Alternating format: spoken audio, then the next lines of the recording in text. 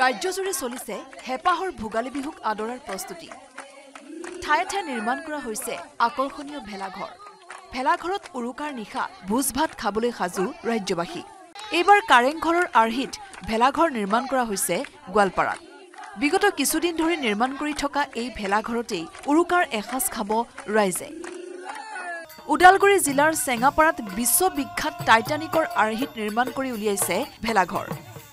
চেঙাপাৰা গাঁৱৰ যুৱকসকলে উৰুকাৰ নিশা টাইটানিকৰ ভিতৰত হাঁহে মাহে এসাঁজ খাবলৈ সাজু হৈছে। বিশ্ববিখ্যাত টাইটানিক নহয়, কিন্তু তথাপি আৰ্হি এটা দিব বিচাৰিছিলোঁ, চেষ্টা কৰিছিলোঁ আৰু কিছু সফল হৈছোঁ। হয়তো কিছু ভুল ত্ৰুটি থাকিবও পাৰে। অনুভৱটো বহুত ভালে, কাৰণ গোটেইখিনি গাঁৱৰ মানুহে সহায় কৰিছে। শিৱসাগৰৰ বানমুখ দিহিঙীয়া গাঁৱত মিচিং জনগোষ্ঠীৰ চাংঘৰৰ আৰ্হিত এইবাৰ ভেলাঘৰ সাজি উলিয়াইছে ৰাইজে।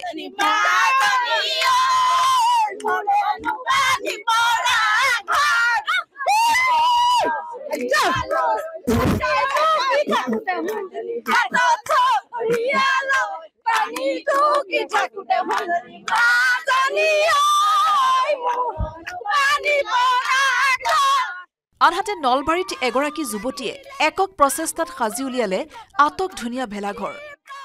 পথাৰৰ পৰা কাটি অনা নৰা বাঁহ খেৰেৰে ঘৰৰ পদূলিতে সাজিলে এই আটক ধুনীয়া ভেলাঘৰটো। নৰা নিজে কাটিছো, গাঁঠিও নিজে দিছো, চবে পলিষ্টাৰত ধুতি কাটি পেলাই বান্ধিছো। এইগিলা গুনাই কাটি পেলাই নহয়, হাত গুনাই বেছি গাঁঠিব নোৱাৰো, সেইকাৰণে ধুতি গাঁঠিছো। কাপোৰে আহিলে কমকে কাটে।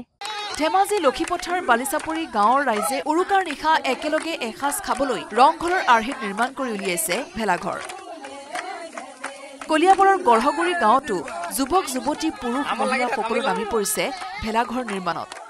উৰুকাৰ নিশা গাঁওখনৰ ৪০টা পৰিয়ালে একেলগে হাঁহে মাহে এসাঁজ খোৱাৰ বাবে চলাইছে প্ৰস্তুতি। আনহাতে শ্ৰীভূমিৰ আধৰকুনা, বৰগুল, ঘিলাইজান আদিকে ধৰি প্ৰায় ৭খন গাঁৱত ভেলাঘৰ নিৰ্মাণৰ ক্ষেত্ৰত চলিছে যেন অঘোষিত প্ৰতিযোগিতা। উৰুকাৰ নিশা লগে ভাগে এসাঁজ খাবলৈ চলিছে ব্যাপক প্ৰস্তুতি। Bureau' report, news 18 Assam north east.